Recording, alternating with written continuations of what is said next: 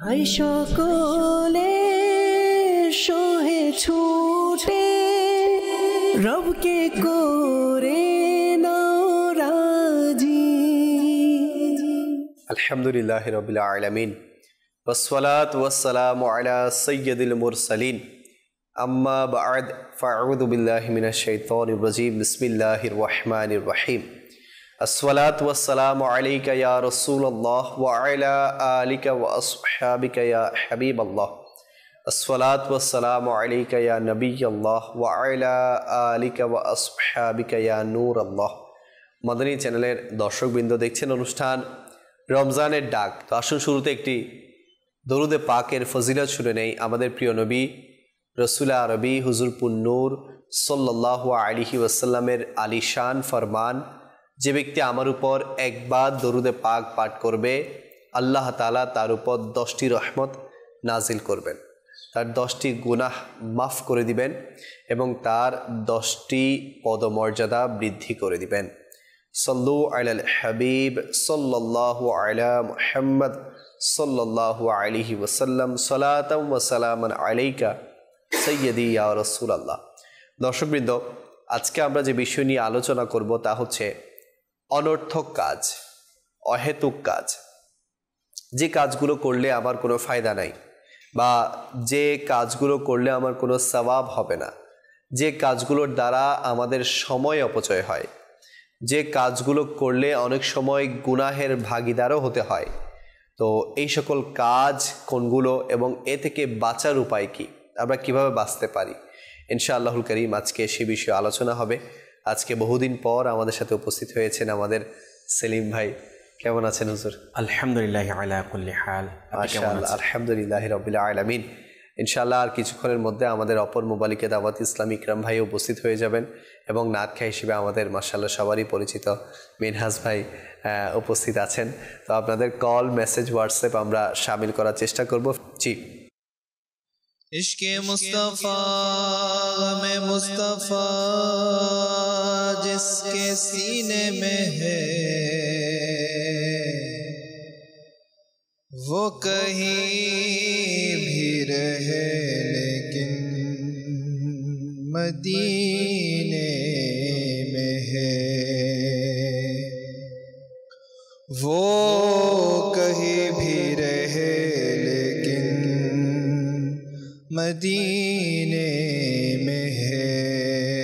सल्लल्लाहु अलैका या रसूल अल्लाह वसल्लम अलैका या हबीब अल्लाह।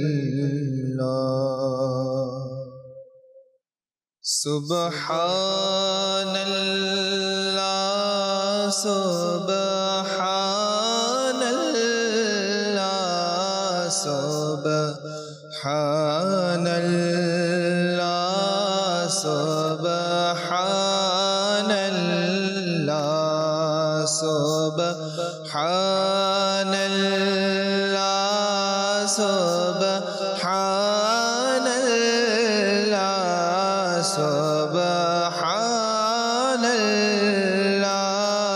सुब्हानल्लाह सुब्हानल्लाह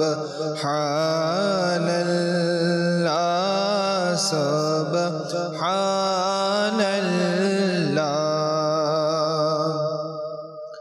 তুমি শৈব প্রথমে লে শৈব শেষে, তুমি শৈব প্রথমে লে শৈব শেষে, তুমি নূরে খুদা এলে মানবে বেশে, তোমার নেই তুলনা ইয়া রাসূলুল্লাহ ইয়া রাসূলুল্লাহ ইয়া হাবিবাল্লাহ। সুবহানাল্লাহ সুবহানাল্লাহ সুবহানাল্লাহ সুবহানাল্লাহ সুবহানাল্লাহ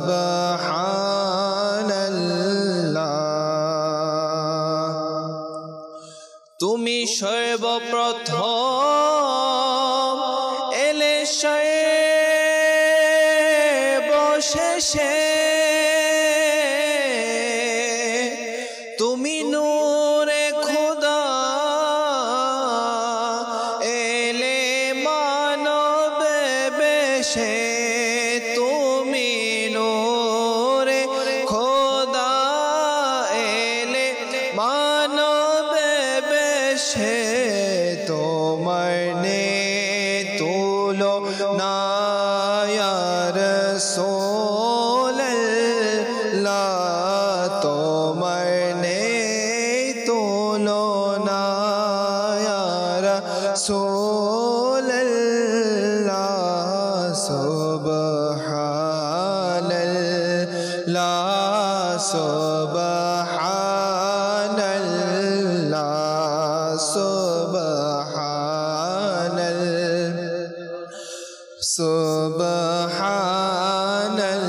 সুবহানাল্লাহ যা হয়েছে ভবে যা সামনে হবে কে কবে মরবে কবে বৃষ্টি হবে কে কবে মরবে কবে বৃষ্টি হবে তোমার সবই জানা ইয়া রাসূলুল্লাহ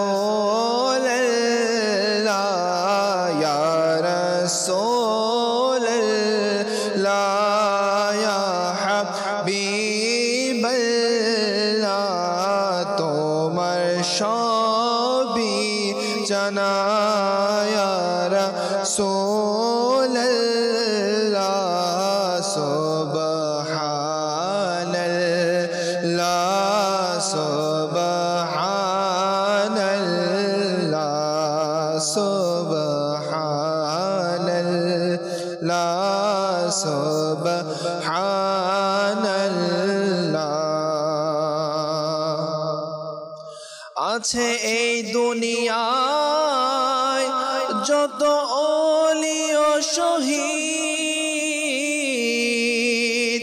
তারা জীবিত অভয় এটা কোরআনে তাকিদ তারা জীবিত অভয় এটা কোরআনে তাকিদ তাদের মৃত বলো না বলেন মহান আল্লাহ তাদের মৃত বলো না বলেন মহান আল্লাহ সুবহানাল্লাহ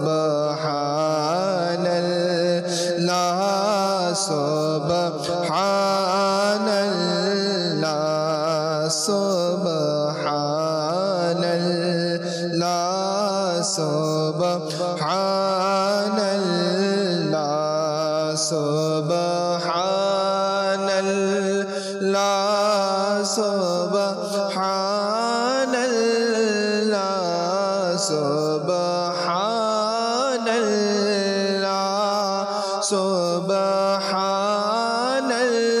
সুবহানাল্লাহ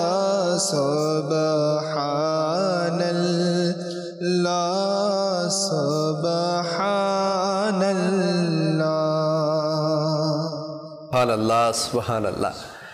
দর্শকবৃন্দ দেখছেন অনুষ্ঠান রমজানের ডাক।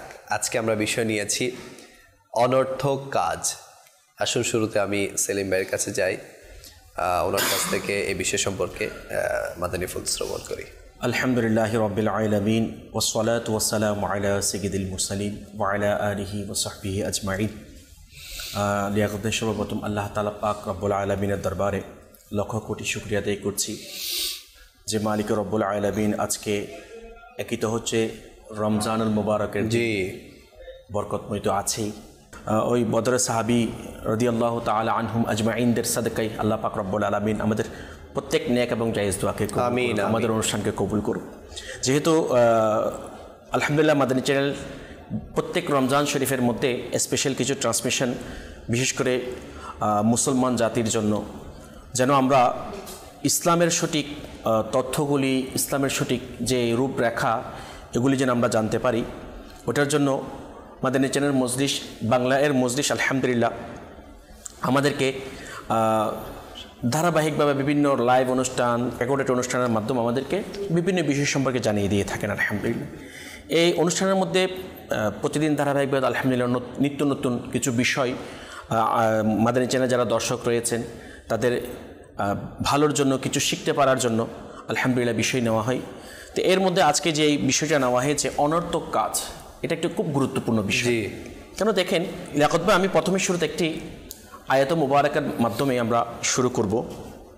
আমি মাদানী চ্যানেল যারা দর্শক শ্রোতা আছেন তাদেরকে জানাতে চাই যে আজকের বিষয়টা আমাদের জন্য কতটুকু গুরুত্বপূর্ণ। বেশক বেশক আল্লাহ পাক রব্বুল আলামিন তারপর একটি কোরআন পাকের আয়াত মুবারাকার মধ্যে ইরশাদ করছেন, বিসমিল্লাহির রহমানির রহিম, আফা হাসিবতুম আন্নামা খলাকনাকুম আবাসাও ওয়া আন্নাকুম ইলাইনা লা তুরজাউন। সুবহানাল্লাহ। এই আয়াত মুবারাকার মধ্যে আমার আল্লাহ তাআলা ইরশাদ করছেন, তবে তোমরা কি এই কথা মনে করছো যে আমি তোমাদেরকে অনর্থক সৃষ্টি করেছি? যে আল্লাহ পাক রব্বুল আলামিন ইরশাদ করছেন কি, যে আমি কি তোমরা কি এটা মনে করছো আমি তোমাদেরকে অনর্থক সৃষ্টি করেছি? জি জি।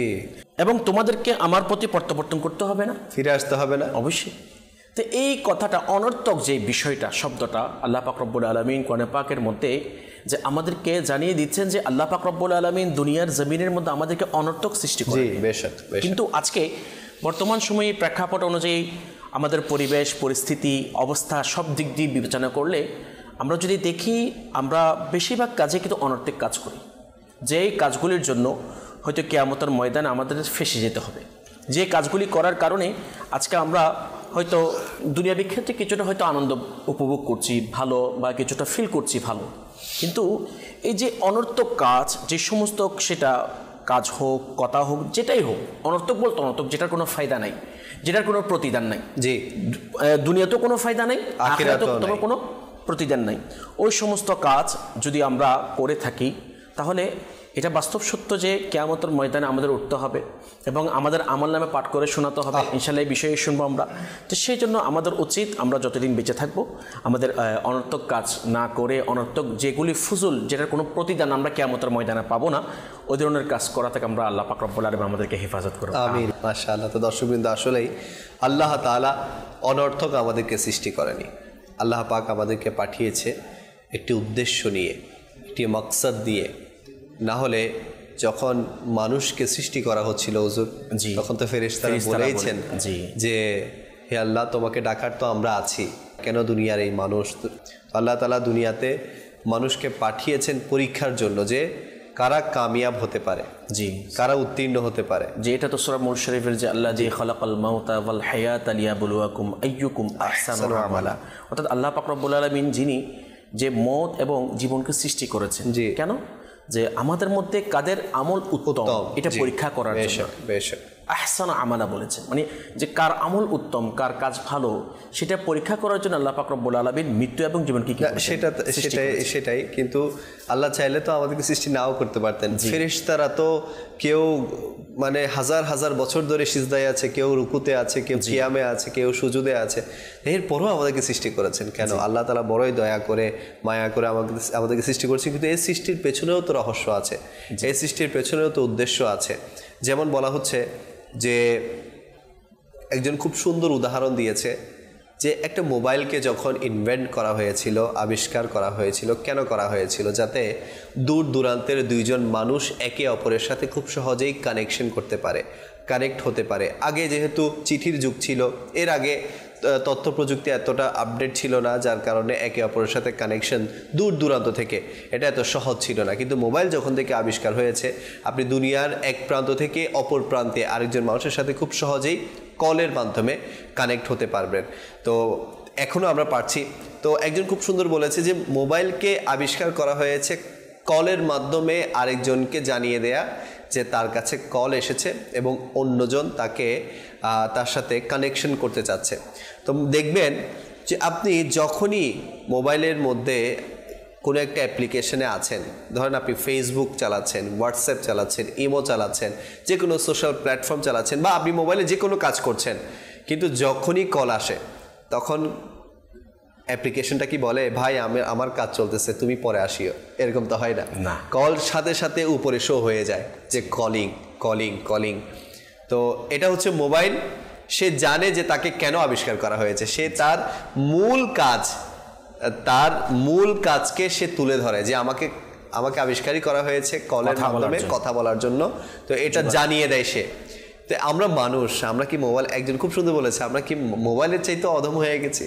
আমরা কি মোবাইলের চাইতেও নিকৃষ্ট হয়ে গেছি যে আমরা আমাদের মূলকে ভুলে গিয়েছি, আমরা আমাদের উদ্দেশ্যকে ভুলে গিয়েছি, আমরা কেন সৃষ্টি হয়েছে সেটাকে ভুলে গিয়েছি। সেটা তো খুব স্পষ্টভাবে আল্লাহ তাআলা আয়াতে মুবারাকার মধ্যে বলে দিয়েছেন, মামা খালাকাতুল জিন্না ওয়াল ইনসা ইল্লা লিয়াবুদুন, আমি শুধুমাত্র মানব জাতি এবং জিন জাতিকে সৃষ্টি করেছি আমি আল্লাহ তাআলার ইবাদত করার। এই আয়াতকে আসলে অনেকে বুঝতেও চায় না, যে অনেকে মনে করে শুধু ইবাদত মানে কি, ইবাদত মানে কি শুধু আপনি মসজিদে পড়ে থাকবেন?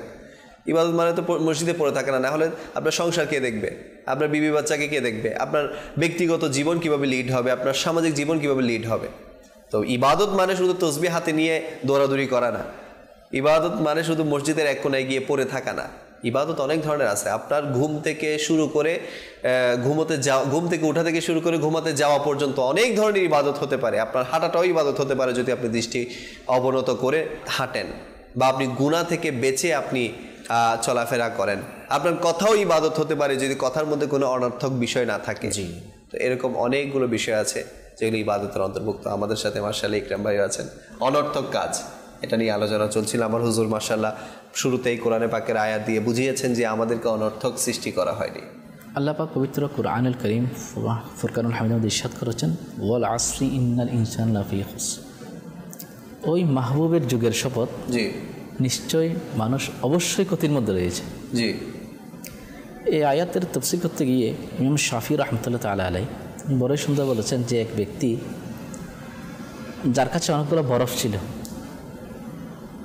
বরফ বিক্রেতা, তখন তিনি বলতে লাগলেন যে কে আছো ভাই, আমাকে একটু বরফগুলো ক্রয় করে সাহায্য করো। আচ্ছা, কারণ কেউ যদি ক্রয় না করে এটা আস্তে আস্তে গলে যাচ্ছে, আমি ক্ষতির মধ্যে রয়েছি, আমাকে একটু সাহায্য করো। তো এই বরফ বিক্রেতার এটা শুনে শাফি রহমতুল্লাহ তাআলা বলতে লাগলেন আমার ওই আয়াতের কথা স্মরণ আসলো, এবং আমি এটা খুব সহজেই বুঝে নিলাম মানুষ অবশ্যই ক্ষতির মধ্যে রয়েছে। যদি এটাকে ভালো পথে ব্যয় করে সময় উপযোগী যখন সে কাজ করবে সেটার মধ্যে বরকত লাভ করবে।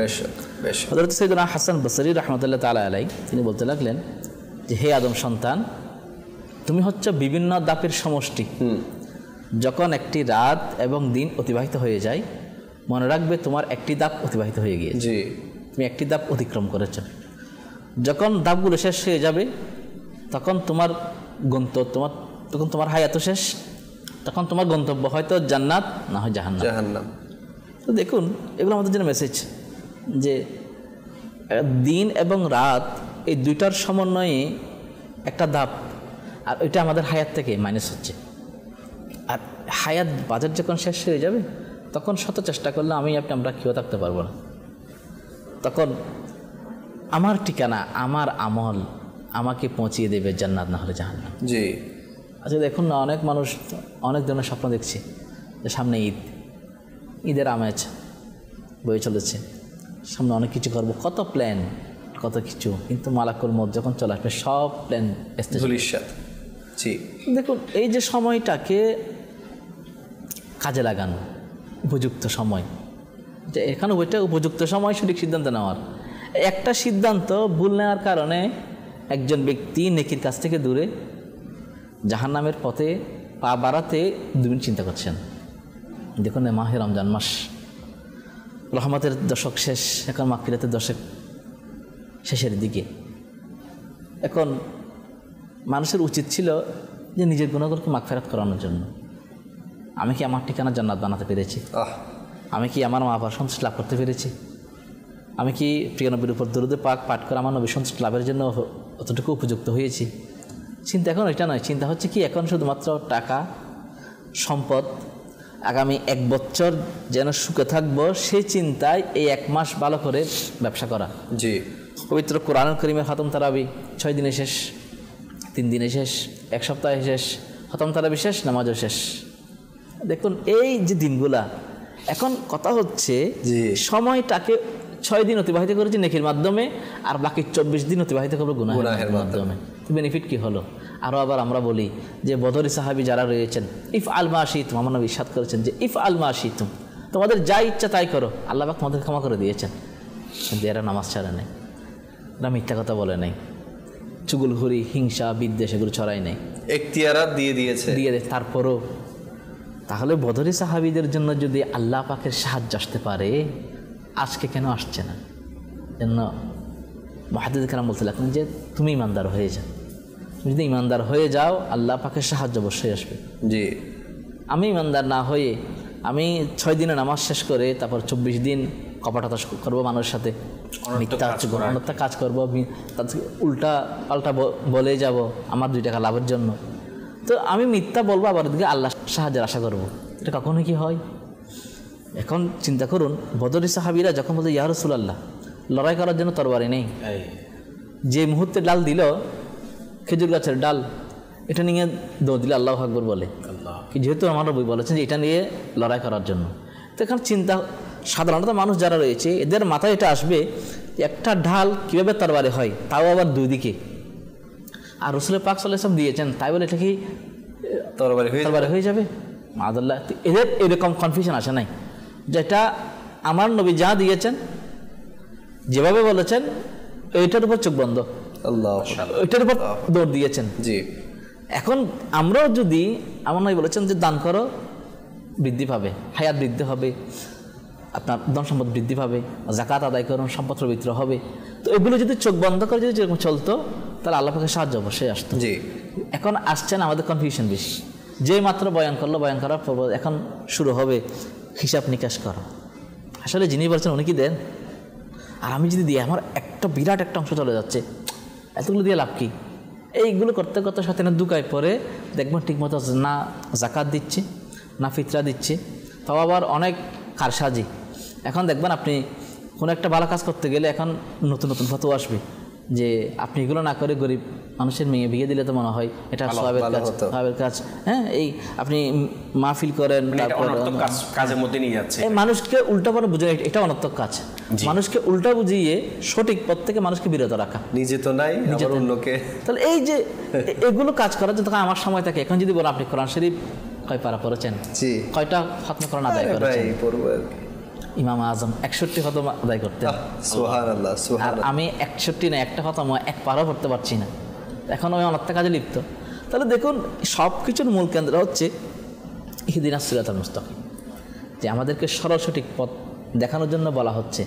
আল্লাহর কাছে চাচ্ছি, আমাদেরকে দিচ্ছেন, কিন্তু আমরা সরল সঠিক পথ থেকে দূরে সরে আবার সরল পথের আশা করি। জি, আমি তো সরল সঠিক পথেই নাই, আবার পথে চলার জন্য চাচ্ছি না, আমার স্বার্থ সিদ্ধির জন্য যখন হবে তখন চাইবো, বা স্বার্থের উল্টা তখন আবার সরে যাচ্ছি।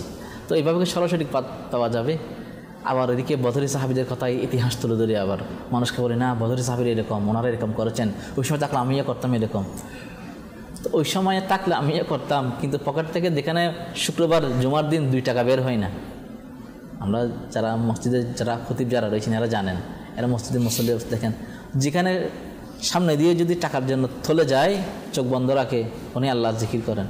আবার যদি চলে যখন তখন হাওয়ার মধ্যে হাত নাড়তে নাড়তে চলে গিয়েছে। তো যেখানে পকেট থেকে 10 টাকা বের হচ্ছে না, সেখানে জান মাল সবগুলো ইসলামের জন্য কুরবান করা, নবীর কদমে লুটিয়ে দেওয়া এত সহজ বিষয় না।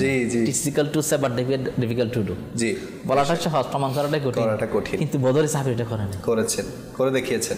এইভাবে এটা করে নাই যে কৃপণতা, অলসতা, যে অবস্থায় ছিল, সুবহানাল্লাহ, যে অবস্থায় ছিল, মধুর রাত কাটাচ্ছে, ওইখান থেকে পর্যন্ত দৌড় দিচ্ছে একমাত্র আমার নবীর। শুধু তাই নয়, একে তো পিছনে সব ছেড়ে এসেছে। আচ্ছা, ছেড়ে আসার মাত্র 2 বছরের মাথায়, হ্যাঁ, একে তো সব ছেড়ে এসেছে, 2 বছরের মাথায় আবার যুদ্ধের মধ্যে মানে চলে গিয়েছে। আসলে এটা অনেক কঠিন বিষয়, কঠিন বিষয়। বাপু সাহেব যেটা বোঝাতে চাচ্ছেন, অর্থাৎ যে এই যে 313 জন সাহাবী রাসূল সাল্লাল্লাহু আলাইহি সাল্লাম ওনারা অনর্থক কোনো কাজ করেন না, এতক্ষণ না, পর্যন্ত যে কখনো। কথাগুলি বলেছেন প্রত্যেকটা সেটা হক। জি, এবং জি, অবশ্যই। যে কাজগুলি করলে আল্লাহ এবং তার রাসূল সন্তুষ্টি হয় এবং রাসূল পাক সাল্লাল্লাহু আলাইহি ওয়াসাল্লাম যে কাজটা করার জন্য বলেছেন ওই কাজটা চোখ বন্ধ করে মেনে নিয়েছেন, লাব্বাইক বলেছেন। এটাই হচ্ছে বদর সাহাবী, তাদের আদর্শ এবং আখলাক। আচ্ছা, জি। দেখেন আমাদের যারা পূর্ববর্তী বুজুর্গান দিন রাহিমাহুল্লাহ মুমিনগণ তাদের আখলাক কেমন ছিল সেটা আমরা বাপুর মাধ্যমে জানতে পারলাম। মিনহাজুল আবেদিন কিতাবের মধ্যে ইমাম গাজ্জালী রহমতুল্লাহি তাআলা আলাইহি যে একটি ঘটনা এভাবে নকল করেছেন, হযরত সাইয়্যিদুনা হাসান বিন সিনান তাবিঈ রহমতুল্লাহি তাআলা আলাইহি, জি। উনি নাকি একদিন রাস্তা দিয়ে হেঁটে যাচ্ছিলেন, পাশে একটি উচ্চ খড়েটের দালান বিল্ডিং দেখতে পেলেন। জি। হঠাৎ উনি ওনার মালিককে প্রশ্ন করলেন যে এটা বানালো কয়দিন হলো। শুধু প্রশ্ন করেছেন কি, এটি যে আপনি তৈরি করেছেন কয়দিন হয়েছে, এই প্রশ্নটা করেছে। করার পর মনে মনে আবার অনুশোচনা শুরু করলেন। দেখেন আল্লাহর ওয়ালিদের আখলাক, ওনাদের চরিত্র, ওনাদের মন মানসিকতা। প্রশ্ন করেছেন, প্রশ্ন করার পরও উত্তর আর কী দিয়েছেন সেটা বলেন নাই, অনুশোচনা করতে লাগলেন। অনুশোচনা করে নিজেকে বললেন, হে নফস, তুমি অহংকারী হয়ে গিয়েছে। এই যে তুমি যে এটা একটা অহেতুক প্রশ্ন যে আচ্ছা এটা বানিয়েছে কয়দিন হয়েছে, এই প্রশ্নটা করার দ্বারা ফায়দা কী হবে, দুনিয়াবি ফায়দা কী হবে, কতটুকু সওয়াব হবে, কতটুকু নেকি হবে নিজের আমলনামার মধ্যে। দেখেন তো উনি রহমতুল্লাহি তাআলা আলাইহি বলছেন যে আমি যে এই যে অহেতুক একটি প্রশ্ন করেছি যেটার কোনো ফায়দা, যেটার কোনো সওয়াব নেই, এখান থেকে একটা মেসেজ আমরা নিই, অর্থাৎ যে কাজের সওয়াব পাওয়া যাবে না, জি, যে কাজের প্রতিদান আল্লাহ তাআলার পক্ষ থেকে পাওয়া যাবে না রহমত স্বরূপ, এবং যে কাজের প্রতিদান জান্নাত পাওয়া যাবে না, সে কাজটা হচ্ছে অহেতুক কাজ, অনর্থক কাজ। তো ওই আল্লাহর ওয়ালি রহমতুল্লাহি তাআলা আলাইহি বলছেন যে আমি যে এই যে একটি অনর্থক প্রশ্ন করেছি যে এই যে ঘরটা বানিয়েছেন কয়দিন হচ্ছে, যে এটার কারণে আমি 1 বছর কাফারা স্বরূপ রোজা রেখেছি। আল্লাহু আকবার। শুধু একটা প্রশ্ন করেছেন, ঘরটা কতদিন বানিয়েছেন। তাহলে দেখেন আমাদের যারা পূর্ববর্তী বুজুর্গ যারা ছিলেন, বিশেষ করে বর্তমান প্রেক্ষাপট অনুযায়ী আমার আমির আহলে সুন্নাত আলহামদুলিল্লাহ রাব্বিল আলামিন যে আমাদেরকে উৎসাহিত করছে, শিক্ষা দিচ্ছে আমরা যেন অনর্থক কাজ করা থেকে বেঁচে থাকি। কেন? কারণ রাসূল পাক সাল্লাল্লাহু আলাইহি ওয়াসাল্লাম তিরমিজি শরীফের মধ্যে একটি হাদিস শরীফ কীভাবে নকল করেছেন, কোনো ব্যক্তির ইসলামের সৌন্দর্য এই যে সে যেন অনর্থক কাজ ত্যাগ করে দেয়। মানে ইসলামের সৌন্দর্য, একজন ব্যক্তি যদি আপনি যে চান যে তার ইসলামের সৌন্দর্যটা তার কাছে ফুটে উঠেছে সেটা আপনি বুঝতে চান, বা একজন মানুষের মাধ্যমে ইসলামের সঠিক সৌন্দর্যতা প্রকাশ হচ্ছে, তাহলে তার কাজ হচ্ছে কি অনর্থক কাজ যেন সে পরিত্যাগ করে, অনর্থক কাজ যেন যদি ছেড়ে দেয়।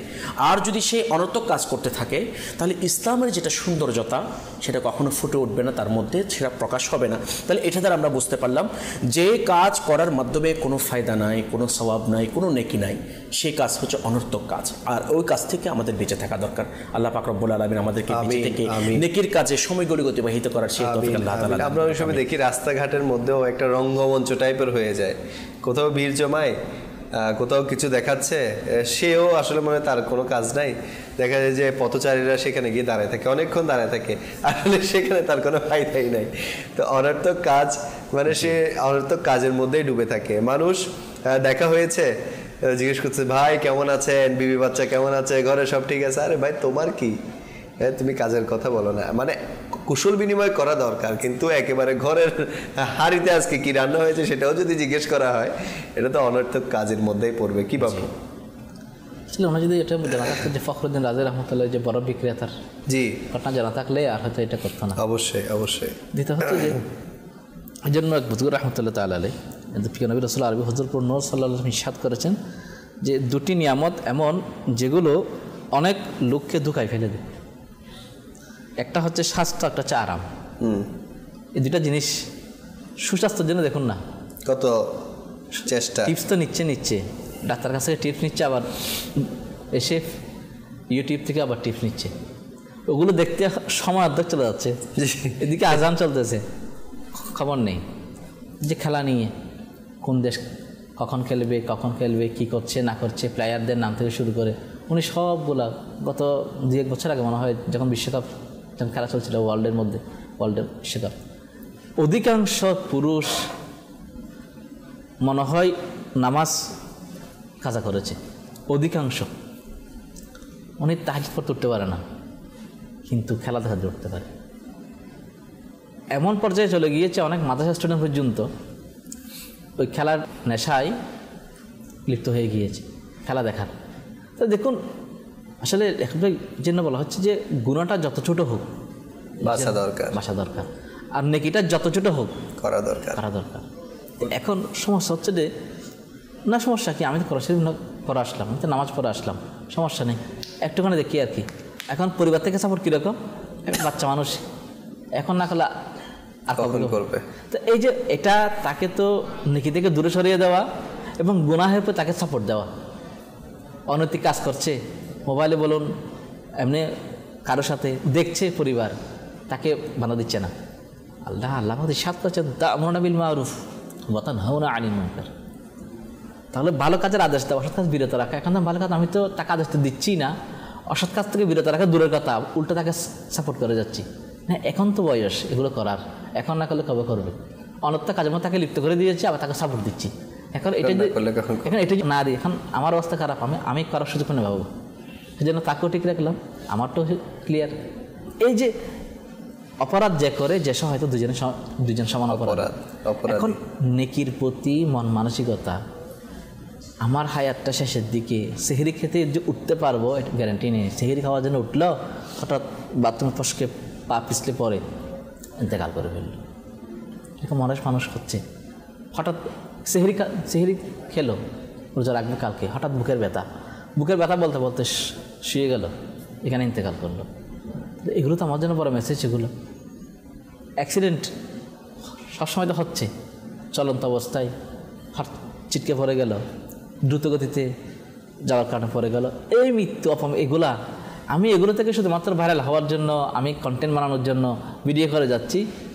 তখন আরও বলছি হ্যাঁ এগুলো মানুষের এরকম কী আফসোস।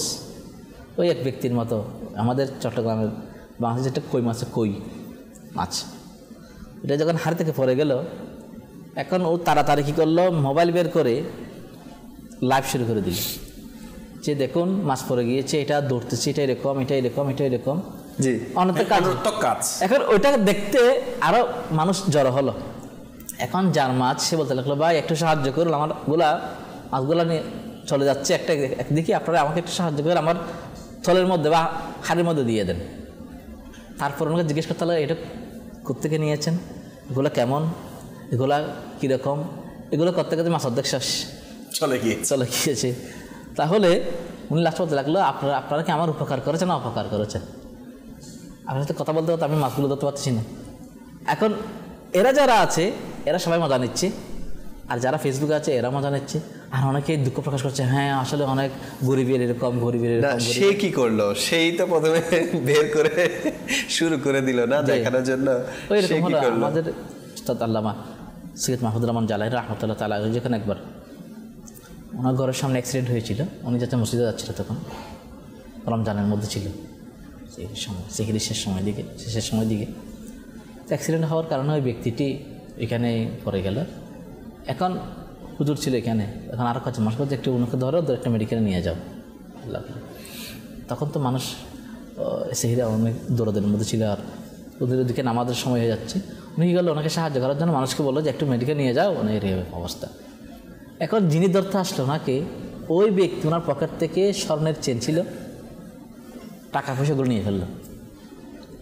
এখন দেখুন লেখত ভাই, আল্লাহর ভয় তো নেই রমজান মাস জি, এখন এগুলো সব, কিন্তু যিনি অ্যাক্সিডেন্ট হয়েছে উনি সব দেখছে, ওনার সেন্স কিছু আছে, কিছুক্ষণ পরে উনি অজ্ঞান হয়ে গিয়েছে। এখন এরপর পুলিশ প্রশাসন আসলো, এরপর মেডিকেল ছিল, উনি অজ্ঞান ছিল এক দুই দিন, ওনার জ্ঞান ফিরছে না। এখন সবাই দোষারোপ পরিবারের পক্ষ থেকে বলা হচ্ছে ওনার এতগুলো টাকা ছিল এবং স্বর্ণ ছিল, এগুলো কে নিল? এখন সবার এক বাক্য, প্রথমে আমাদের আগে হুজুর ছিল, আস্তাগফিরুল্লাহ। এখন ওনার উপর দোষারোপটা। এখন প্রশাসন ওনাকে বারবার জিজ্ঞেস হতে লাগলো, উনি গিয়ে হযরত মিনাউল ইশা রাহমাতুল্লাহ দরবারে গিয়ে বলতে লাগলা এই আল্লাহর ওলি সদকায় তার জানটা হলো ফেরত দাও, সেজন্য মৃত্যুবরণ করলো, এই কথাটা বলে মৃত্যুবরণ করে তার জিনিসটাকে নিয়েছে। আল্লাহু আকবার, আল্লাহু আকবার। বাস রমজানের এক তো রমজান, আরেকজন আল্লাহর ওলির দরবারে গিয়ে দোয়া করা, বাস আল্লাহ পাক এমন দয়া করলো না, উনি এই কিছুক্ষণ পরে ওনার জ্ঞান ফের চলে আসলো। সুবহানাল্লাহ। পরিবেশ বদল লাগলো, আমার স্বর্ণ এবং টাকাগুলা অমুক ব্যক্তি নিল, হুজুর কোনো কাজ নেই, আমাকে সাহায্য করেছে, বলেছে সুবহানাল্লাহ। ওনাকে তাড়াতাড়ি মেডিকেল নিয়ে যাও। সুবহানাল্লাহ। তাহলে দেখুন সত্যের জয় সবসময় হবে, শাক দিয়ে মাছ টাকা যায় না। তাহলে অপবাদ দিতে চাইলেও আল্লাহ পাক দয়া করে ওনাকে উদ্ধার করেছেন। এবং তাহলে দেখুন বিপদের সময় এরকম অনেক মানুষ আসবে, আপনাকে বাঁচার কথা বলে আপনার কাছে সবগুলো নিয়ে যাবে। আমাদের উচিত এগুলোতে ইবরাত হাসিল করা, শিক্ষা নেওয়া। কারণ আজকে ওনার সাথে হচ্ছে, কারণ আমার সাথে যা হবে না এমন গ্যারান্টি আছে, আমার তো হতে পারে। জি জি। তাহলে কার হক নিচ্ছি? ওইটা হুকুকুল ইবাদের অন্তর্ভুক্ত, এটা বান্দার হক। উনি মাফ না করলে তো আল্লাহ মাফ করবে না।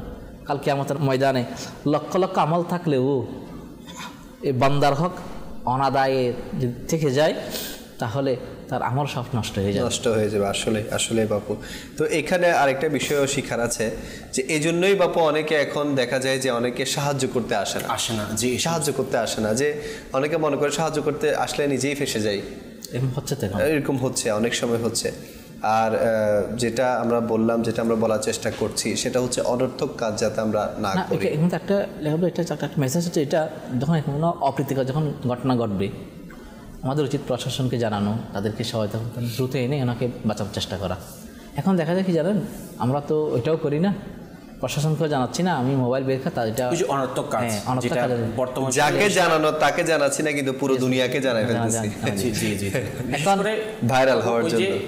অনর্থক কাজ বর্তমান সময়ে যেটা ওনার সাথে একটা আরো মানুষ জড়ো হচ্ছে, জি। ওনারটা দেখে দেখে এই যে আগুন লাগলো কিছুদিন আগে জি, জি, রিসেন্টলি ঘটনা, তো যেখানে আগুন সেখানে দেওয়া দরকার পানি, এখন পানি না দিয়ে মোবাইলে ফেসবুকে লাইভ দিচ্ছে, তো ফেসবুকের লাইভ এখান থেকে দর্শকরাকে ফু দিয়ে পানি দিয়ে আগুন নিয়ে হবে।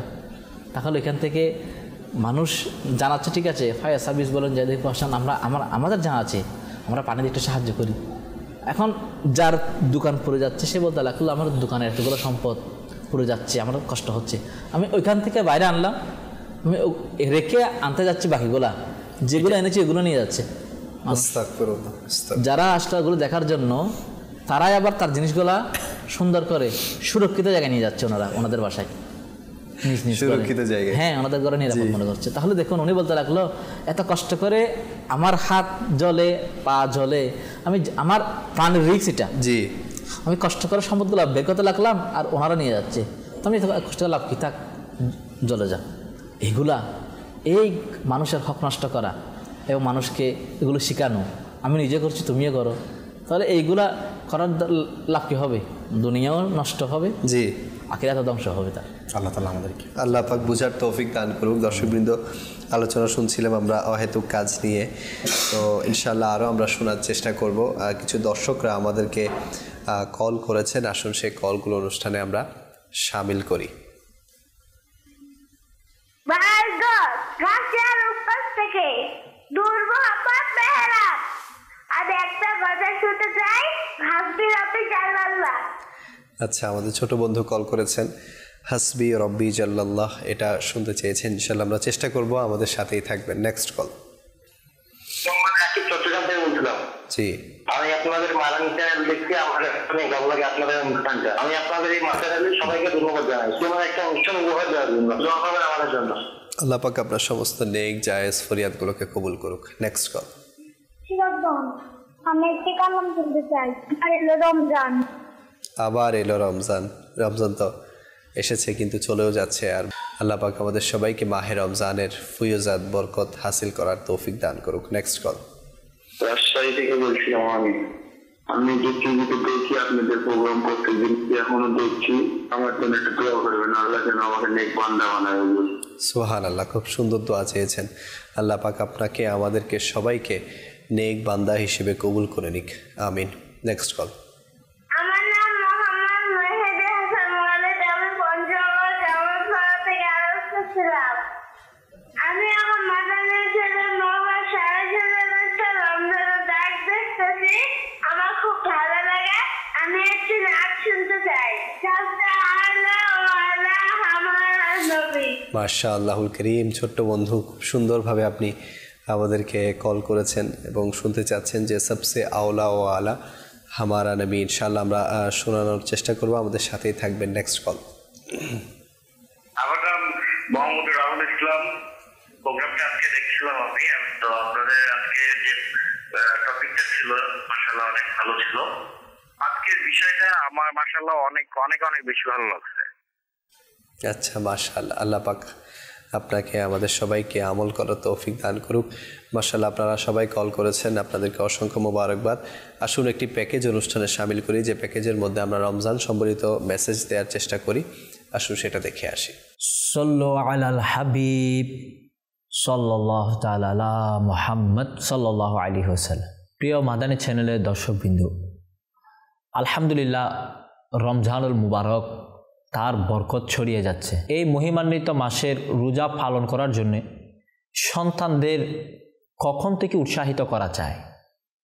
আমার আকা আলা হযরত ইমামে আহলে সুন্নত মুজাদ্দিদে দ্বীন ও মিল্লাত মাওলানা শাহ ইমাম আহমদ রাজা খান আলাইহি রাহমাতুর রহমান বলেন, সন্তান যখনই 8 বছরে পা দিবে, তার অভিভাবকের উপর আবশ্যক যে তাকে নামাজের আদেশ দেয়া, এবং যখন 11তম বছর শুরু হবে তখন অভিভাবকের উপর ওয়াজিব যে রোজা ও নামাজের জন্য মারা, অর্থাৎ নামাজ না পড়লে এবং রোজা না রাখলে প্রহার করা, মারধর করার মাধ্যমে হলেও যেন নামাজ রোজার প্রতি বাধ্য করা হয়। তবে শর্ত হলো যে তার মধ্যে যেন রোজা রাখার সামর্থ্য থাকা এবং রোজা দ্বারা কোনো ক্ষতি না হওয়া। যদি রোজা রাখার মতো সামর্থ্য থাকে, রোজা রাখাতে কোনো ক্ষতি না হয়ে থাকে, তখনই তাকে প্রহার করে হলেও নামাজ আর রোজার প্রতি বাধ্য করা প্রয়োজন। ফুকাহায়ে কেরাম রাহিমাহুল্লাহ সালাম বলেন, সন্তানের বয়স 10 বছর হয়ে গেল এবং 11তম বছরে পা রাখে, তার রোজা রাখার ক্ষমতা থাকা সত্ত্বেও রোজা না রাখে, তবে মারধর করে রাখাবেন। যদি রোজা রেখে ভেঙে ফেলে তবে কাজার নির্দেশ দিবেন না, কিন্তু উক্ত বয়সে যদি নামাজ শুরু করার পর ভেঙে ফেলে তবে নামাজ পুনরায় পড়ানোর নির্দেশ দিবেন। এভাবে আমাদের উচিত সন্তানদেরকে বাল্যকাল থেকে নামাজ আর রোজার প্রতি উৎসাহিত করা। আকা আলা হযরতের কথা কি বা বলবো, তিনি এমন মহান ব্যক্তিত্বের নাম যিনি 7 বছর বয়স থেকে রমজানের রোজা রাখা শুরু করে দিয়েছে। আল্লাহ তাআলা আমাদেরকেও এখান থেকে উৎসাহিত হওয়ার, আপন আপন সন্তানদেরকে নামাজ রোজার প্রতি উৎসাহিত করার, প্রশিক্ষণ দেওয়ার তৌফিক দান করুক। সল্লু আলাল হাবিব সাল্লাল্লাহু তাআলা আলা মুহাম্মদ সাল্লাল্লাহু আলাইহি ওয়া আলিহি ওয়াসাল্লাম। আসলে অনেকে আছে যে রমজানে ঘুমিয়ে কাটিয়ে দেয়। তারা বলে আমাদের কাছে রমজানটা মানে খুব খুব আরামের সাথে কাটছে। তো আরামের সাথে তো কাটবেই, আপনি পুরো সেহরি থেকে শুরু করে ইফতার পর্যন্ত ঘুমিয়ে যদি কাটিয়ে দেন তাহলে আরামের সাথে তো কাটবেই। এই জন্য ঘুম দরকার, ঠিক আছে, কিন্তু বিশেষজ্ঞরা বলে রাতের ঘুম হচ্ছে শরীরের জন্য সবচেয়ে বেশি উপকার। রাতের ঘুম, এখন আমরা রাতের ঘুম দিনে যতই ঘুমাই না কেন, এটা কিন্তু শরীরের মধ্যে আরও ব্যাড ইফেক্ট পড়তে পারে। তো এই জন্য রাতে ঘুমানোর চেষ্টা করবেন। তারাবির পর সাহারি পর্যন্ত কিন্তু অনেক সময় থাকে, তো এই সময়টা আপনারা ঘুমাতে পারেন। সাহারির পর ফজর নামাজের পর আপনারা কিছুক্ষণ ঘুমাতে পারেন, কিন্তু এরপর আমরা যদি অতিরিক্ত ঘুমাই অনেক সময় অলসতা চলে আসবে, যেটা আমাদের ইকরাম ভাই বলেছিলেন যে আমরা কোরআনে পাক খতম করতে পারি। আসলে সকালের সময়ে কিন্তু বরকত থাকে, তো আমরা সকালের সময়ে যদি কোরআনে পাক পড়ি তাহলে অনেক পড়তে পারবো এবং খুব সহজে আমরা কিন্তু কোরআনে পাক খতম করতে পারবো। আল্লাহ পাক আমাদের সবাইকে আমল করার তৌফিক দান করুক। আসুন, অনেকেই কালামের রিকোয়েস্ট করেছিলেন, সেই কালামগুলো আমরা শুনে আসি।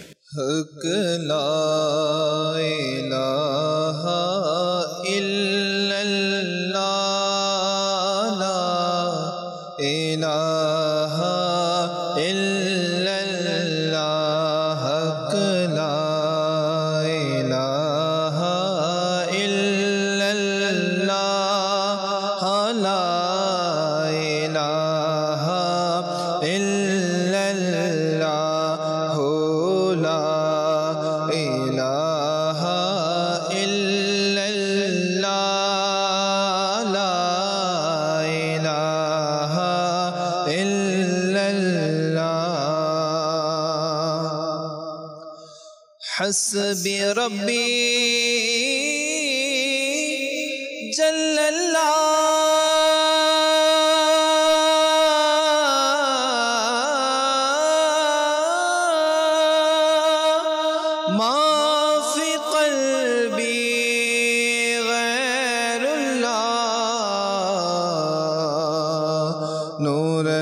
محمد صلی اللہ لا الہ الا اللہ حق لا الہ الا اللہ لا الہ الا اللہ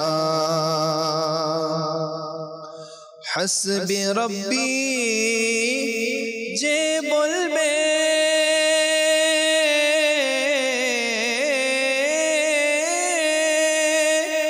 রহমত বরকত সে পাবে উদ্দেশ্য পূর্ণ হবে লা ইলাহা ইল্লাল্লাহ হক লা ইলাহা ইল্লাল্লাহ লা ইলাহা ইল্লাল্লাহ লা ইলাহা ইল্লাল্লাহ লা ইলাহা ইল্লাল্লাহ আল্লাহু আল্লাহু আল্লাহু আল্লাহু আল্লাহু আল্লাহু আল্লাহু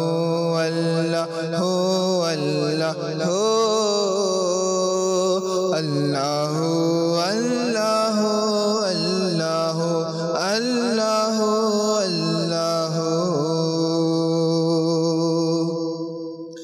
सबसे आला आला हमारा नबी सबसे बाला हो आला हमारा नबी सबसे बाला वाला हमारा नबी अपने मौला का प्यारा हमारा नबी अपने मौला का प्यारा हमारा नबी दोनों आलम का दुल्हा हमारा नबी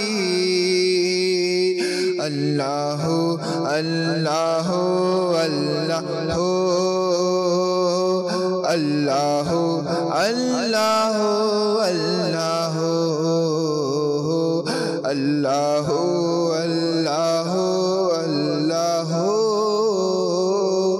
अल्लाहु अल्लाहु अल्लाहु अल्लाहु अल्लाहु जिसको शाया है अर्शे खुदा पर जो लुत्फ है वो सुल्तान वाला हमारा नबी है वो सुल्तान वाला हमारा नबी बुझ गई जिसके आगे सभी मशाले बुझ गई जिसके आगे सभी मशाले शमाओं ले कर आया हमारा नबी अल्लाहु अल्लाहु अल्लाहु अल्लाहु अल्लाहु अल्लाहु अल्लाहु अल्लाहु अल्लाहु अल्लाहु अल्लाहु अल्लाहु अल्लाहु अल्लाहु अल्लाहु खल्क़ों से औलिया औलिया से रसूल खल्क़ों से औलिया औलिया से रसूल और रसूलों से आला हमारा नबी और रसूलों से आला हमारा नबी गमज़दों को रेज़ा मुश्दा दीजे के हैं गमज़दों को रेज़ा मुश्दा दीजे के हैं बेकसों का सहारा हमारा नबी अल्लाह अल्लाह अल्लाह अल्लाह अल्लाह अल्लाह अल्लाह अल्लाह अल्लाह अल्लाह अल्लाह अल्लाह अल्लाह अल्लाह अल्लाह সুবহানাল্লাহ সুবহানাল্লাহ। দর্শকবৃন্দ দেখছেন অনুষ্ঠান রমজানের ডাক, আর আলোচনা চলছে অনর্থক কাজের ব্যাপারে। আসুন সেলিম ভাইয়ের কাছে যাই। অনর্থক কাজ, জি লিয়াকত ভাই, আমরা কিছুক্ষণ পূর্বে একটি শর্ট ক্লিপস আমরা দেখেছি একজন মুবাল্লিগের দাওয়াত ইসলামী যে দিনের বেলায় ঘুমের যাওয়ার ব্যাপারে রমজানকে কেন্দ্র করে যে সমস্ত আমরা যারা মুসলমান রয়েছি ঘুমিয়ে পড়ে অধিক পরিমাণে, এটার কারণ কি? দিনের বেলা অধিক পরিমাণে ঘুমানোর কারণ কি? আমরা যদি দেখি মূলত কারণ হচ্ছে দিনের বেলায় অধিক পরিমাণ তারাই ঘুমায় যারা রমজান শরীফের এই বরকতময় রাতটাকে অনর্থক অহেতুক কাজ করার মাধ্যমে অতিবাহিত করে ঘুম না গিয়ে। আপনি দেখেন অনর্থক কাজগুলি কি, যেটা বর্তমান প্রেক্ষাপট অনুযায়ী যারা ইয়ং জেনারেশন রয়েছেন, যুব সমাজ রয়েছেন, সেটা ইসলামী ভ্রমণের ক্ষেত্রে হোক বা পুরুষের ক্ষেত্রে হোক, পুরুষের ক্ষেত্রে সেটা বিষয়টা কি দেখেন, তারা বিভিন্ন খেলার মধ্যে যে রমজান শরীফকে তারা আগে থেকে যে প্রস্তুতি নিয়ে যে এই রাতটাকে আমরা এই বিভিন্ন খেলার মাধ্যমে আমরা কী করবো, অতিবাহিত করবো। তাহলে এটা হচ্ছে অনর্থক কাজ, যে কাজটা করলে কোনো ফায়দা হবে না, কোনো সওয়াব পাওয়া যাবে না। অথচ রাসূল পাক সাল্লাল্লাহু আলাইহি ওয়াসাল্লামের একটি রিওয়ায়াতের মধ্যে এভাবে আসছে, আল্লাহ পাক রব্বুল আলামিন রমজান শরীফের প্রত্যেকটা রাতে ৬০,০০০ ওই সমস্ত ব্যক্তিদেরকে আল্লাহ তাআলা মাফ করে থাকেন যাদের জন্য জাহান্নাম ওয়াজিব হয়ে গেছে। তাহলে যে এই রাতটাকে আমরা অনর্থক কাজ, খেলাধুলার মাধ্যমে, শপিং এর মাধ্যমে, আচ্ছা শপিং তো করতে হয়, কিন্তু অনেকে দেখা যায় শুধু এমনিতেই ঘুরতে যায়, প্রতিদিন বন্ধুকে নিয়ে চলে যায়, রাতে চলে যাবে, সেহরির আগে আসবে। এটা প্র্যাকটিস হয়ে গিয়েছে এখানে চলাফেরা করা, আর এখানে না গেলে টাইম পাস হয় না। ইন্টারনেট এত বেশি মানুষকে ব্যস্ত করে ফেলেছে, আর এখন সব কিছু অনলাইনে, তো কোন জায়গায় কী বিক্রি হচ্ছে শুধু এটা শুনলেই হবে। জি জি, যে জায়গায় কোনো একটা জিনিস ভাইরাল হচ্ছে এটার পেছনে দৌড়তে দৌড়তে অনেক দূর থেকে শুধু খাওয়ার জন্য, অনেক দূর থেকে দেখার জন্য, অনেক দূর থেকে নেওয়ার জন্য, তো এই অনর্থক কোনো কাজ নেই। সুবহানী আলী মাদ্রাসার সাবেক প্রিন্সিপাল আল্লামা মুস্তাউদ্দিন রহমতুল্লাহ মানে উস্তাদুল উলামা, আমাদের উস্তাদদের উস্তাদ, উনি ফতোয়ার কিতাব পড়তে পড়তে গেঞ্জি একটার উপর 3টা পরে ফেলেছে। গেঞ্জি একটার উপর, মানে গেঞ্জি গোসল করে এসে বসে গেল পড়তে, তো মনে হয় ঠান্ডা লাগছে জন্য আরেকটা নিলে পড়লো। এখন ওই মাদ্রাসার একজন টিচার, উনি গেলে একটা মাসলা হল করার জন্য আমার কাছে, তো বলতে লাগছে হুজুর আমার একটা মশলা বোঝা আসছে না, কি মশলা, এই মশলা। তো বলতে হুজুর শীত কি বেশি লাগতেছে, যে কেন, যে এতগুলো গেঞ্জি, বলছে কই একটা পরিচিত, বলতে একটা না, মনে হয় গেঞ্জি বেশি পরেছেন। তখন তিনি গণে দেখেন একটা না 3টা গেঞ্জি। আল্লাহ, তাহলে দেখুন উনি তারপরে বলতে আসলে যে আমি তো এই দিনে ছিলাম না, আমি পরার দিনে ছিলাম। আমরা তো হয়তো কাজে, কেউ শপিংয়ে, কেউ ওইদিকে দৌড়তেছি, উনি কিতাব পড়ে যাচ্ছেন। আরও বলতে লাগলো আমার এখানে অনেকগুলো কিতাব এখানে রয়ে গেল, আমি এগুলো এখনো ধরতে পারি নাই, পড়তে পারি নাই, এখানে অনেকগুলো মাসলা, অনেকগুলো জ্ঞান এখানে রয়ে যাচ্ছে। বাহারুল উলুম, যাকে গাজ্জালিয়া জামা বলা হচ্ছে, জামানার গাজ্জালি বলা হচ্ছে, গাজ্জালি বলা হচ্ছে, এইরকম আলেমে দিন বলছে আমার এখানে অনেকগুলো কিতাব ধরাও হয় নাই, এতগুলো কিতাব রয়ে গেল, আমি এগুলো কখন পড়বো এগুলা। তাহলে দেখুন আলেমে দিন বুজুর্গদের সময় অতিবাহিত হয়েছে কিতাব ইলমে দিন অর্জনের মাধ্যমে, নেকির মাধ্যমে। আমরা অতিবাহিত করছি, আমরাও গেঞ্জির উপর গেঞ্জি পরি, তো কিন্তু সেটা ফ্যাশনের কারণে আমরা হুঁশে পড়ি, আর উনি তো হুঁশ ছিল না, ওনার সেদিকে ধ্যানই ছিল না। জি জি জি জি, আল্লাহু আকবার, আল্লাহু আকবার। আসলে আমরা অনর্থক অনেক কাজ, সময় নষ্ট করছি, বিশেষ করে আমরা অনর্থক কাজ, এই যে রাতের বেলা বন্ধুদের সাথে আড্ডা, যে মোবাইলের মাধ্যমে বিভিন্ন গেমস খেলা, এটা অনেকের নিত্যদিনের মানে নিত্যদিনের অভ্যাস হয়ে গেছে, আছে। কিন্তু রমজান শরীফ আসলে বিশেষ করে পরের রাতটাকে তারা কি করে, এভাবে এনজয় করেন, গুনাহের কাজ করার মাধ্যমে, অনর্থক কাজ করার মাধ্যমে। এই কথাটা বলার উদ্দেশ্য হচ্ছে এটা আসলে আমরা তো আমাদের ক্ষতি করছি। কেমন ক্ষতি দেখেন, আল্লাহ পাক রব্বুল আলামিন আমাদেরকে মাথা হতে পা পর্যন্ত প্রত্যেকটা অঙ্গ প্রত্যঙ্গ আমাদের জন্য একটি নিয়ামত। এই যে আমরা যে দুনিয়ার মধ্যে যে সমস্ত ভালো কাজ করি তাও কিসের মাধ্যমে? আমাদের অঙ্গ প্রত্যঙ্গের মাধ্যমে করি। এই যে দুনিয়ার মধ্যে আমরা যে অনর্থক কাজ করি, খারাপ কাজ করি, গুনাহের কাজ করি, তাও কিসের মাধ্যমে? আল্লাহ পাকের পক্ষ থেকে যে সমস্ত নিয়ামত, সেটা চোখ হোক, কান হোক, জবান হোক, হাত হোক, পা হোক, এগুলো দিয়ে আমরা করে থাকি। তো এই সমস্ত নিয়ামতগুলি যে কাল কিয়ামতের ময়দানে যে আমার পক্ষে হয়ে সাক্ষী দিবে, আমার কৃতকর্ম সম্পর্কে সাক্ষী দিবে, দুনিয়ার মধ্যে যে সমস্ত আমি কাজ করেছি। এখন দুনিয়ার মধ্যে আমি কি ভালো কাজ করেছি, না খারাপ কাজ করেছি, না অনর্থক কাজ করেছি, এটা সম্পর্কেও সাক্ষী দিবে। কিভাবে? আল্লাহ পাক রব্বুল আলামিন তার একটি কোরআন পাক আয়াতের মধ্যে ইরশাদ করছেন, বিসমিল্লাহির রহমানির রহিম, ইয়াউমা তাশহাদু আলাইহিম আলসিনাতুহুম ওয়া আইদিহিম ওয়া আরজুলুহুম বিমা কানু ইয়ামালুন। বলা হচ্ছে যেদিন তাদের বিরুদ্ধে সাক্ষ্য দেবে তাদের রসনাগুলো, তাদের হাতগুলো এবং তাদের চরণগুলো, যা কিছু তারা করত সেই সম্বন্ধে। তাহলে সেই দিন বলতে কোন দিন? কিয়ামতের ময়দান, যেদিন কেউ কারো হবে না। এবং যে কিয়ামতের ময়দানের ভয়াবহতা বোঝাতে গিয়ে আল্লাহ পাক রব্বুল আলামিন অপর একটি আয়াত মুবারকার মধ্যে এভাবে ইরশাদ করেছেন যে মা থেকে সন্তান পলায়ন করবে, মা থেকে সন্তান পলায়ন করবে, ভাই থেকে ভাই পলায়ন করবে। মানে যারা দুনিয়ার মধ্যে আমার কাছে সবচেয়ে আপনজন, তারা আমার কাছ থেকে দূরে সরে যাবে, পালিয়ে যাবে। কেন? যে ওই মুসিবতের সময় একটা নেকির জন্য টেনশনে থাকবে, নিজেকে নিয়ে টেনশন থাকবে, নিজেকে নিয়ে পেরেশানি থাকবে। তাহলে ওই মুসিবতের সময়, টেনশনের সময় যারা খুশনসিবওয়ালা, যারা নেককার, যারা বিশেষ করে রমজান শরীফকে যথাযথ সম্মান করেছে, রমজানের রোজা রেখেছে, কিতাবের মধ্যে আসছে যারা রোজাদার, তাদের জন্য যে কিয়ামতের ময়দান একটা জান্নাতের দাস্তারখান হবে। এবং ওই রমজানে যারা যথাযথ সম্মান করেছে, ইবাদত বান্দেগি করেছে, অহেতুক কাজ করে নাই, গুনাহের কাজ করে নাই, তারা ওইখান থেকে নিয়ামত বক্ষণ করতে থাকবে। আর যারা দুনিয়ার মধ্যে অহেতুক কাজ করেছে, গুনাহের কাজ করেছে, শরীর বিরোধী কাজ করেছে, তারা এগুলো নিয়ে টেনশন থাকবে। দেখেন, রমজান শরীফ পাওয়ার পরেও যদি আমরা আমাদের গুনাহগুলিকে মাফ করাতে না পারি, আমাদের যে দৈনন্দিন জীবনের মধ্যে যে কাজগুলি করার অভ্যাস আছে, আমাদের অলসতা কাজ, অনর্থক কাজ, এগুলি যদি আমরা পরিবর্তন করতে না পারি, আমরা যদি চেঞ্জিং করতে না পারি, তাহলে আমি মনে করি আমাদের চেয়ে বড় দুর্ভাগ্য হতভাগা কেউ হতে পারে না। এই যে অনর্থক কাজ আমরা কিসের মাধ্যমে করি? আমাদের যে অঙ্গ প্রত্যঙ্গগুলি দিয়েছে এগুলির মাধ্যমেই করি। যে এই বিষয়গুলি, এই অঙ্গ প্রত্যঙ্গগুলি কাল কিয়ামতের ময়দানে আপনার আমার বিপক্ষে সাক্ষী দিবে। আজকে এগুলিকে একটু আরামে দেওয়ার জন্য, মনকে একটু স্যাটিসফাই করার জন্য, আনন্দ দেওয়ার জন্য আমরা বন্ধুর ফাঁদে পড়ে, দুনিয়ার ফাঁদে পড়ে রমজান মাসকে, রাতটাকে, দিনটাকে আমরা গুনাহের কাজে, মোবাইলের মাধ্যমে, খেলাধুলার মাধ্যমে, ঘুমানোর মাধ্যমে, ইন্টারনেটের মাধ্যমে, সোশ্যাল মিডিয়ার মাধ্যমে, অনর্থক কাজ করার মাধ্যমে আমরা কি করছি?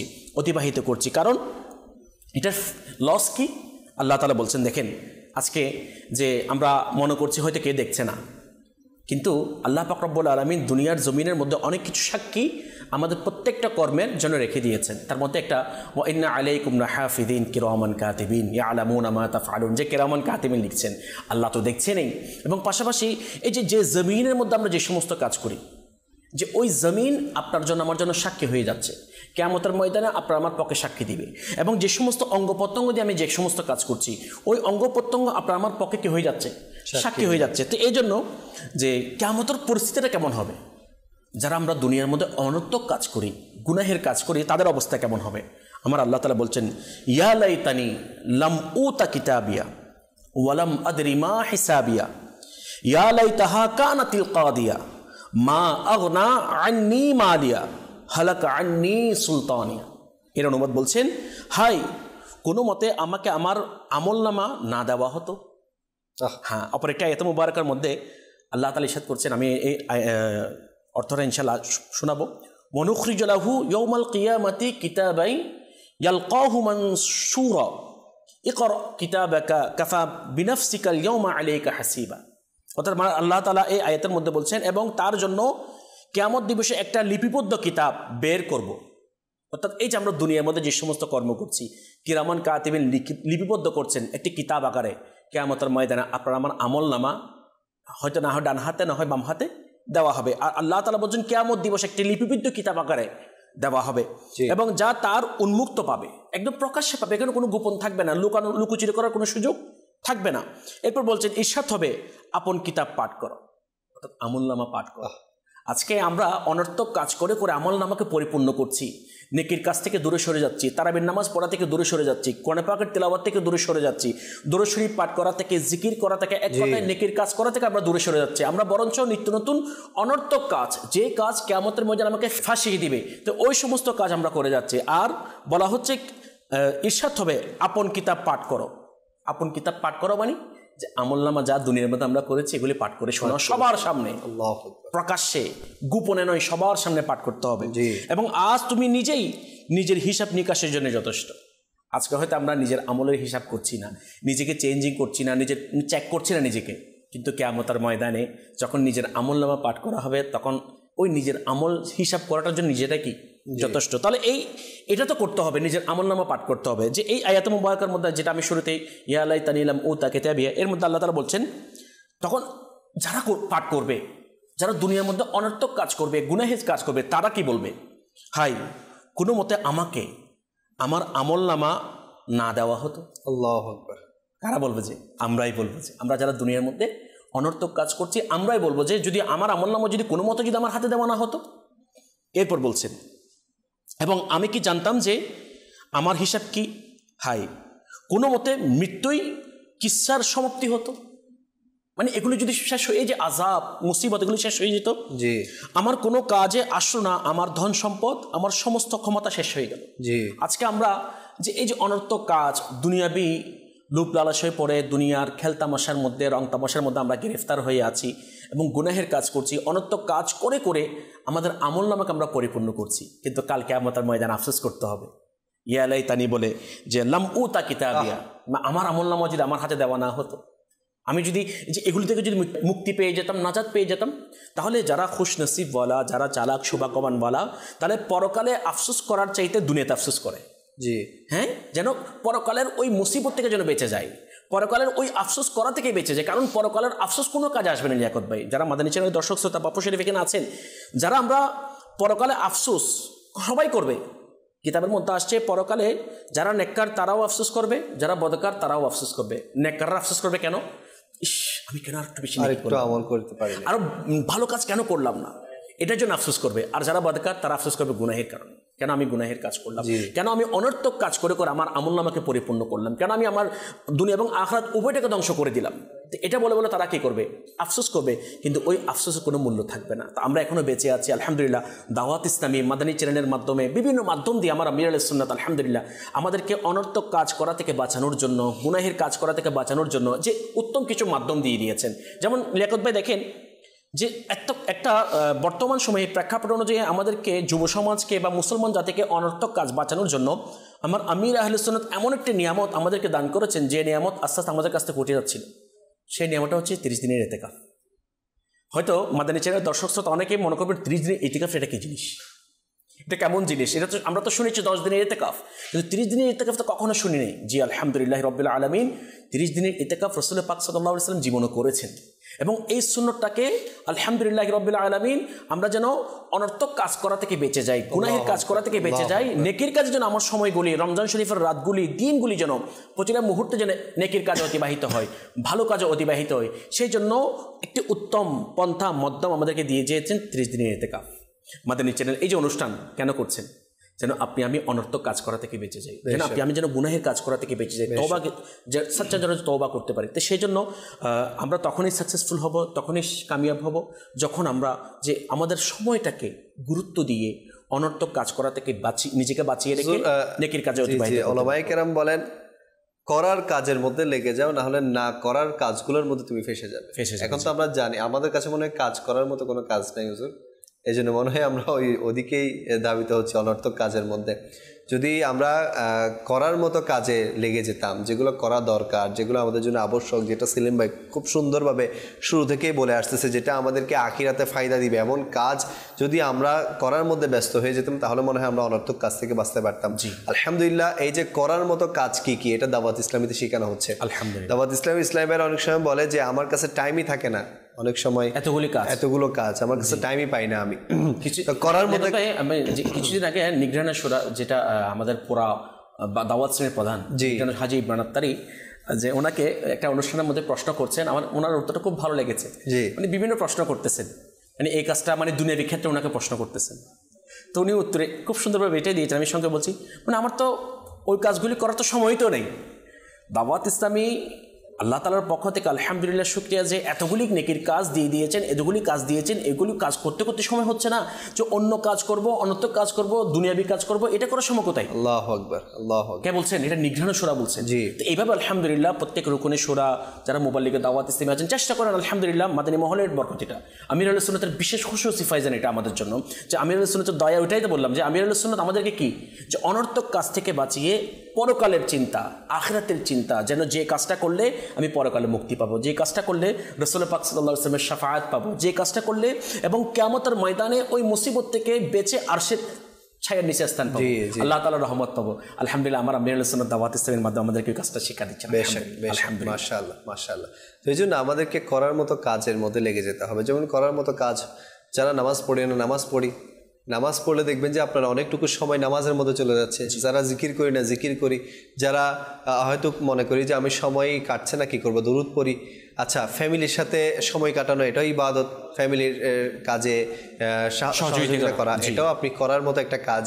এরপর আপনার আত্মীয় স্বজনকে একটু সময় দেওয়া, রোগীকে দেখতে যাওয়া, দিনের কাজ করা, দিনের কিছু খেদমত করা, সেটা কিভাবে আপনি দরজ দিতে পারেন, হ্যাঁ আপনি নেকির দাওয়াত দিতে পারেন, যারা নামাজি না তাদেরকে বুঝিয়ে নামাজি বানাতে পারেন, এগুলো হচ্ছে ফজরে হালকা লাগাতে পারেন।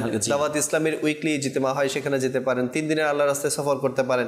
কতগুলো কাজ আছে করার মতো। ভাই আমি বলবো যেটা আল্লাহ আমাদের সবাইকে তৌফিক দান করুক এটা ইখলাসের সাথে করার। যদি আমরা ইসলামীবন 12 যে দিনী কাজ রয়েছে এবং ইসলামী যদি ইসলামের যে 12 দিনী কাজ রয়েছে, এই কাজটা যদি আমরা নিজের জীবনে যতটুকু পারি প্রতিদিন মানে 12টা থেকে যখন একটা যদি মানে করে নিতে পারি নিজের জীবনে বাস্তবায়নের জন্য, মানে আমল করার জন্য, তাহলে আমরা আল্লাহ তাআলা চাইতো অনর্থক কাজ করা থেকে আমরা হয়তো বা বাঁচার আমার জন্য খুব সহজ হয়ে যাবে ইনশাআল্লাহ। এটা হচ্ছে দাওয়াত ইসলামের ভিত্তি। আমি ইনশাআল্লাহ আরেকটা দাওয়াত আমাদেরকে তৌফিক দান করুন যে যেহেতু শেষ 10 দিনের ইতিকাফ আলহামদুলিল্লাহ দাওয়াত ইসলামের উদ্যোগে বিভিন্ন মসজিদে 10 দিনের ইতিকাফ শুরু হয়ে যাবে। তো আমি বলবো যে যারা মনে করছেন হুজুর আমি ফ্রি আছি, আমার কাছে কোনো কাজ নেই, আমাকে কাজ দেন, 10 দিন ইতিকাফে চলে যান, কাজই কাজ। সেখানে 10 দিন পরে এসে আপনি এমন কাজের অভ্যস্ত হয়ে যাবেন যে মনে করবেন যে আসলে তো আমি অনেক কাজ আমি আসলে এতদিন করতে পারি নাই। আল্লাহ তাআলা আমাদের সবাইকে বুঝার ও আমল করার তৌফিক দান করুক। আজকে এতটুকুই এখানে শেষ করতে হচ্ছে। আগামীকাল আমরা যে বিষয় নিয়ে আলোচনা করব তা হচ্ছে ফ্যামিলি মেম্বার্স। ফ্যামিলি মেম্বার্স বলতে ফ্যামিলির মধ্যে যে মেম্বার্সরা থাকে তাদের সাথে আমাদের আখলাক কেমন হওয়া চাই, তাদের সাথে উঠা বসা আমাদের কেমন হওয়া চাই, এরপর তাদের খিদমত মা হোক বাবা হোক সন্তান হোক বিবি হোক যারাই আছে তাদের সাথে আমাদের উঠা বসা কেমন হওয়া চাই, দ্বীন ইসলাম আমাদেরকে কি বলেছেন ফ্যামিলি মেম্বার্স সম্পর্কে। ইনশাআল্লাহুল কারীম আমরা সে বিষয় নিয়ে আলোচনা করার চেষ্টা করব। আপনাদের সুস্থতা কামনা করে এখানে শেষ করছি।